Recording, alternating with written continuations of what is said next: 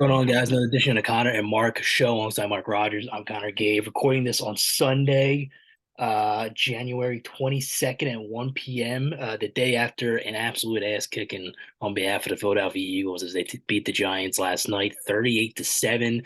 And then now they are set to host the NFC title game next Sunday for whoever wins the Dallas Cowboys San Francisco 49er game, which will be played in about 5 hours. But can't you can't complain about much today, Mark. After a game like that, everything went right for the Birds as they, took down Daniel Jones and the Giants, and they're once again back in the NFC title game. So, how you feeling this morning? I imagine it's pretty good. I'm feeling obviously fantastic, and what a game! I mean, put a lot of questions to bed, in terms of first of all Jalen Hurts and his shoulder. I mean, he looked phenomenal and methodical in the way he played, and just about this team overall. Obviously, hit a bit of a rough patch there at the end of the year with some injuries, but really with that 1 week of that bye and having that time to rest and prepare, really showed. And another big question was, can this team, win 3 games against a division opponent? They put that to bed pretty quickly as well. So just an overall great game. I'm sure everyone in the city of Philadelphia, aside from being happy, is very, comfortable with how this team looks, and looks like that team that was 8-0 and 14-3 for most of the season. So I'm ecstatic. I was at Havertown Barnaby's last night watching it with a bunch of rowdy Eagles fans, Delco Eagle fans. So there's nothing like it. Really just got involved in the Eagles culture there, and the game was phenomenal overall. So team looks great, really answered all those questions, and Jalen Hurts is that quarterback that, at least everyone in Philadelphia thought he was. Yeah, the numbers for Jalen, he was 16 of 24, 154 yards passing and 2 touchdowns, and then running the ball, he had 34 yards and ran for a touchdown as well. So it's not crazy eye-popping numbers, but when you watch the game, he played a really good game, and it was such a dominating performance. He didn't have to, be Superman, last night and throw for 300 yards plus. He really did his job, and Kenny Gainwell had over 100 yards, 112 and a touchdown. Sanders had a really good game. He didn't get a touchdown, but he had 90 yards rushing on 17 attempts for 5.3 yards a carry. Boston Scott, the giant killer, had another touchdown last night. There it is, the special prop. Finally Yeah, get something. it was a lot because the biggest lock of the century if we've ever seen one. So Devontae Smith led the team with receiving with 61 yards and a touchdown, and Goddard was second with 58 yards and a touchdown. The surprising thing was A.J. Brown only had 3 catches for 22 yards. He was a non-factor, really, and it didn't really matter. It was such a dominating game, and arguably the best target for the Eagles team. It didn't really have anything going for him, but it didn't matter. And that's the beauty of this team, Mark, is just they're so talented. So what stood out to me, I think, is just the offensive line and defensive line dominance for the Eagles. With Lane Johnson back and healthy, it's such a difference maker with the whole offensive line as a whole. Was Kelsey had a great game, and I thought the guards with Dickerson and Sam Malo had a good game. A lot of the whole unit played great. And then when you look at the defensive line, man, Reddick is just unbelievable. I mean, he's just one of the best pass rushers I've seen on this team in a very long time. Sweat on the other side, he's really taken another step this year. And the interior pressure they get from all the guys they have with Cox and Hargrave, Joseph, and Dominican Sue. And I thought Jordan Davis actually had made some plays last night too. So it's just, as a whole, for the defensive front and the offensive line, it was just the talent disparity between the two teams. It's just night and day. It was really remarkable to see, and that's where the game was won. I thought, Jalen Hurts had all day to pass back there, and Daniel Jones was under pressure constantly. He really couldn't get anything going. So, there was, like you said, there's some question marks going into this game. They haven't really looked dominant since the Giants gave up MetLife in early December, but yeah, man, I think they're back, and when you have a healthy Jalen Hurts and a healthy Lane Johnson, I think this is the best team in football. They're just so talented. I think whoever comes into Philadelphia next Sunday, whether it's the Dallas Cowboys or the San Francisco 49ers, I think the Eagles are gonna be favored. Yeah, and I totally agree with everything you said there. I mean, the football game was really won, between the tackles, offensive and defensive line. And I really thought, to AJ Brown's point, I mean, he was not involved as everyone thought, or maybe hoped that he would be, but you really saw other guys shine. Obviously, Gainwell with 112 yards and a touchdown. I mean, he hasn't gotten that much volume that consistent throughout the year. So guys really just stepping up. Obviously, Scott kind of done on the goal line, and then Sanders being, another part of that back rotation of just getting it done. So And I also think a huge underrated part, and I think just as Philadelphia fans, especially, we've really gotten used to is Jalen Hurts and just how, good he is with the ball and his decision making. I mean, no turnovers in a second playoff game of your career. I mean, that's kind of, something very special. And the way that he just is so poised back there and calm and being potentially injured, which really didn't look like he was, but really just everything put together. And I think that really goes to the coaching staff. I know there's been talks of Jonathan Gannon here in Philadelphia about the way he, runs the defense and, blitzes and stuff like that. I thought he did a phenomenal job last night. He got pressure, but he didn't let them, just march down the field, obviously, and saw that big pick by Bradbury. I was really excited to see that for him. So outside of that, one trick play right outside of the goal line there with Burrito scoring. I mean, this team absolutely dominated. There was no chance for the Giants. And you saw that from the first drive. Dallas Goedert, and shout out to our buddy Ryan Powell. I know he was boasting about him picking the Goddard touchdown, and he hit it right on the nose. Goddard was due, and he had a big part in the receiving game as well. So can't say enough. I know we sound like such homers right now with the Well, it's Eagles hard not to and be. I stuff mean, like after a this, game like but that, man, it's yeah. just No, I was just going to say, I mean, it's hard not to be. I mean, you put up 38 points, 38-7 on a team that you played two times that came off a huge win against a 12-13 win team in the Minnesota Vikings at home. So it was definitely not a laydown, coming into the game, but obviously after the game, it was very one-sided, and fly Eagles fly to the yeah. next round. And like you said, whoever comes in here next week, it's going to be a hell of a matchup, hell of an opponent, but here in Philadelphia, I'm sure everyone would agree with us. We'll take on anyone coming to the link here in January, especially if the Niners win in a young Brock Purdy. So we'll see how it plays out. Yeah, I'll throw this question to you because it does pertain to the other game going on today. As it pertains to the 49ers and the Cowboys, I think no matter what, I think Eagles fans and the team's gonna be confident going into this game Sunday. But is there a team that you would rather face on Sunday in the NFC title game, whether it's the Dallas Cowboys and the San Francisco 49ers? Yeah, I mean it's a tough one. I mean both of these teams are stacked, and obviously that's why they're here. But I'm a big believer in coming into the playoffs. One of the hottest teams, or if not the hottest team, is the most threatening. And obviously we see here the 49ers won, I think, last 10 or 11 straight games. So they Yeah, scare me. if they win, it'll be 12 in a row going into It'll be Philadelphia. Yeah, it'll be 12 in a row. So they definitely scare me in that sense. Cowboys, again, division opponent. They know, what kind of our style is, and they can definitely prepare for that. Obviously, played us two times this year, being in the division. So to answer your question, rather get the Cowboys just between the hype and the matchup. But either one of these teams that come in, I think is going to present a pretty big challenge for this Eagles team. But yeah, I mean, same with you. I mean, who would you rather play based on the matchups here? I agree with you. I'd probably go Dallas. I think when you look at San Francisco offensively and defensively, they have so many guys who are such a big threat. Offensively, they have McCaffrey, who's coming into his own. He's healthy and he's playing really well. Debo Samuel, with the ball in his hands, he's a threat.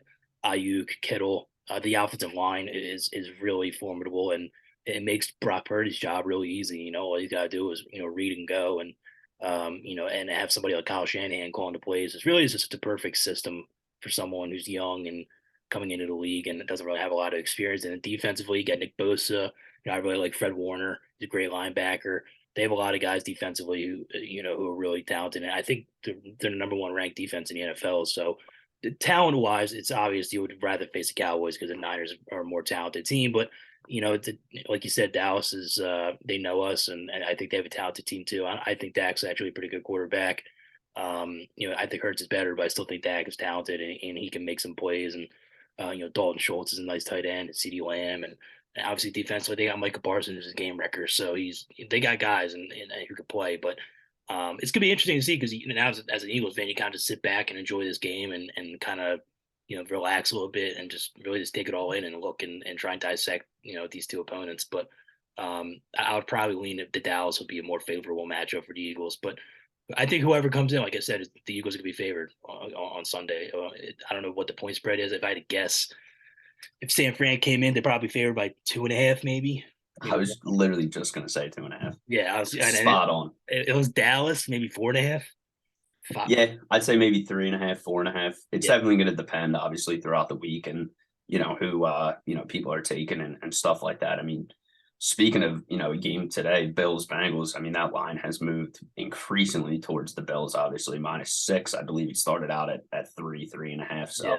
we'll see. Same with this San Fran line. It started at 4, moved to 3.5, and it looks like it's back at 4. So, definitely going to be within 2.5 to 4 points. So, with either team coming in. So, and just last thing to your point. I mean, this defense for the 49ers is maybe one of the best of this, past decade outside of the Legion of Boom and maybe a few other defenses. I know I mentioned that on previous podcasts and just, just the amount of guys they have on this team and the group that's been together for so long, guys like Bosa, Fred Warner and Jimmy Ward and guys like that. So it's going to be a heck of a matchup. I'm excited to see. I hope the Cowboys lose, but also if they win, they're going to have a hell of a matchup sending them down. I'm definitely not rooting for Dallas if that's what you're asking. No, definitely never rooting for Dallas here, but it's going to be a good matchup in both games, honestly. San Fran's the one team I think that matches up the best with the Eagles, like D line and offensive line, who can go toe to toe with them. Athletic wise, speed, physicality. There's I think it's the only two lines in football that can match up with them, and so it would be a good matchup. And maybe I think if it started at 2.5 with the Eagles against the Niners, it would probably come down, in my opinion. I think Niners coming in 12 wins in a row. If there's any team that can knock off the Eagles at the link, I think it'll be the Niners. But I'm interested to see how Dak plays because last week they played Tampa and Tampa wasn't a good team in retrospect, but I'll give them their props. They took care of business out there and they dominated the Bucs. But this is a tough opponent. You're going on the road to San Fran. It's a third road game in a row. It's not going to be easy. It's not an easy opponent to play against. So that's definitely a good point. Third road game in a row. I mean, and then if they would win, they would be the fourth road game in a row if they came to Philadelphia. So yeah, it's not easy. It's gonna be crazy, but I'm gonna take 49ers. I think I'd rather see the Eagles play the Cowboys, like I said, but I think they're gonna take care of business, and we'll see what happens. Let's briefly touch on the AFC games and the one that happened yesterday. The Chiefs ended up beating the Jaguars 27-20. But Patrick Mahomes sustains an ankle injury in the first quarter, and he was out of the game for a little bit. Chad Henne came in and had a 98-yard touchdown drive, and but Mahomes battled it out, with basically one leg and found a way for the Chiefs to, get out of there with a win and host another AFC title game. But this is definitely probably a concerning injury for the Chiefs moving forward. And I'd imagine he won't be 100% for the AFC title game and maybe even the Super Bowl if the high ankle sprain, and that's what they're saying. That's definitely something that's a long-term injury, about a month maybe if I had to guess. I'm not a doctor, but it's definitely concerning from the Chiefs' ankle. No, I'm not a doctor. Yeah, thanks. I'm sure everybody was taking your medical advice there. But it's just even from the viewers, like you can just tell he's limping. Like whenever he'll do like a wide handoff, like he's doing it basically on one leg, and he was really mobile to start out in the game. He was running around making plays, and after that, I mean, he was trying to get the ball out fast, and it worked because I think the Jaguars aren't a good team yet. I think they're maybe in a couple of years they'll be in that Super Bowl echelon of having an opportunity to make a run, but it's the Bengals and the Bills are waiting for him, and it's not going to be an easy opponent. So, what do you think of the whole Patrick Mahomes injury, and what do you think the outlook is for the AFC? Yeah, I mean, watching the game, I really thought he was done right away. I mean, just the way his leg bent, and the way that guy, the defensive lineman kind of rolled up on his leg, so it looked terrible. Initially, I thought it was a knee injury. I didn't think it was a high ankle. Yeah. And I thought it was, terrible, like ACL or something, that bad. But man, he definitely is a competitive guy. I mean, saw Andy Reid speaking to it and know that he made him go get an X-ray and check stuff out. Thank God the initial one was, negative. But yeah, dude, high ankle sprain is something that I've, just being an athlete and heard is one of the worst things. I mean, it's a lingering injury. It's hard to kind of treat. There's not a lot of things you can do for it. It's more of, like you said, a timely type thing. But I don't know, man. He's a tough guy. He came back in the game. I mean, he's a psycho. At one point, he was running straight up the middle when his ankle was hanging on by a thread, it seemed, and diving everywhere. So I don't think, to my point, to kind of make a long story short, I don't think he's gonna sit out. Obviously, I don't think he's gonna let it affect him to the best of his ability. So I'm interested to see. I think everyone's going to be watching closely to see what the report is, but I think we'll definitely see him. To the Bengals and Bills game, I mean, like I said, the spread started 3.5. It's to 6 now. I think people just are really all in on the Bills with the offensive. Which is surprising, I think. Yeah, with the offensive line issues for the Bengals, I think the number's way too big. I think they're going to keep it within it. I know I picked the Bengals this week on the podcast to win. I'm going to stand by that. I think they're going to find a way here. Allen hasn't looked like Josh Allen lately. He's been throwing some reckless passes. They haven't been taking care of the ball. But I think it's going to be a heck of a game. I'm just this Bengals team, they got it done last year, but no one thought they would. And I think they can do it again. So I think Bengals are going to pull it out today. I really do like the over in this game as well. I think it's definitely going to be a higher scoring type of game. I think you're going to see both teams, get high 20s into the 30s possibly. So I think it's going to be a very fun game. I know a lot of bettors are going to have a good time with this one today. So I think it's going to be Chiefs Bengals, and don't want to jump too far ahead, but we might be getting a Bengals Eagles potential Super Bowl here. So don't want to jump too far ahead, but Can't jump too far ahead. I always like looking ahead here. So we'll see. I agree. That number is just huge, man. And I know the Bengals once again are struggling with offensive line issues. I think they have 3 guys that are hurt. I don't know the status of all 3 of them, if any of them are going to be available. But Joe Burrow did get to the Super Bowl last year with a banged up O line, so it's not out of the realm of possibility of him to make another run with the banged up O line. It's not ideal for him in the offense, but Joe Burrow, I think, is just a special quarterback, man. I think I like him more than Josh Allen, and Josh Allen. Same. Yeah, Allen's extremely talented, and he probably makes some throws maybe Burrow can't. Probably not, but I mean, Burrow just doesn't put the ball in dangerous situations like Allen does, and he's been doing it a lot lately. And yeah, I'm shocked that the numbers is so big after what we saw with the Bills in Miami. Like they barely got through like Skylar Thompson, and it's like now they're 5.5-point favorites with Joe Burrow coming in. It's just Joe Burrow. Six now. It's crazy. I mean, listen, Vegas is not. They aren't wrong a lot, so it's definitely something to watch and see how this game unfolds to start out. But I personally just think the public's so heavy on Buffalo that a lot of the money is continuing to go on that, and the line's just starting to move more to Buffalo. I wouldn't be surprised if this gets. I mean, what are we about an hour and a half out from game time? Wouldn't be surprised if this moved towards Buffalo for another half point to a point by the time kickoff is. So. Hopefully these games are exciting though, because I mean, it was great to see the Eagles kick ass yesterday, but that game was over by like the first quarter. Yeah, definitely. I mean, by the second quarter, it was like the vibe was like, all right, we got this. It's in the bag. So I totally agree. Nice to steamroll the team and be okay going into the next round and know it, but always good with a battle. But rather see these games be a battle than our game for sure. So yeah, absolutely. Yeah, I mean, it's like we said, it was a great game yesterday, and everybody from Jeffrey Lurie, Howie Roseman, the coaching staff, the players all deserve credit for a great accomplishment. Getting to the NFC title game is a very difficult thing to do, and this organization has been there a lot lately since the Andy Reid days. Doug Peterson and now Nick Sirianni. It's hard to do what they've been doing. I don't think people should be taking this for granted. It's a very unique situation to see a team so dominant throughout the year, and to get to the NFC title game with kind of a breeze, man. Like it really, there's not been a whole lot of resistance this year, and outside from that stretch in December. But I mean, when you lose your star quarterback, that's what happens. So. Yeah, definitely, and you lose Gardner Johnson and Lane Johnson for a little bit and guys like that. So I think they're going to be all right. Obviously, yesterday they proved it to everybody. So we'll see and definitely stay tuned. Make sure to also check out our podcast from this week. With Chris Malley. He was nice enough to come on, give us some time, talk some Eagles, and also give us a little insight to his day-to-day of being a pro football scout. So definitely a great interview, and hoping to get him on here again soon. So make sure to check that out, and let's go Eagles. Yeah, we'll put up another podcast this week once we figure out, who the Eagles opponent will be Sunday and what the AFC title game looks like, and we'll be previewing that matchup during the week. And it's getting exciting, man. It's the Birds are one win away from the Super Bowl, which is crazy to say, and it really is the year of Philadelphia with the Phillies making their run and the Union also, making a run too. It's it's been a pretty good year, and it would be pretty cool to cap it off in the Super Bowl win. So they're 2 wins away from that. So Definitely. Last thing, last night, 5 years ago to the day of the yeah, Eagles beating the Vikings 38-7 in the NFC division. Was that divisional?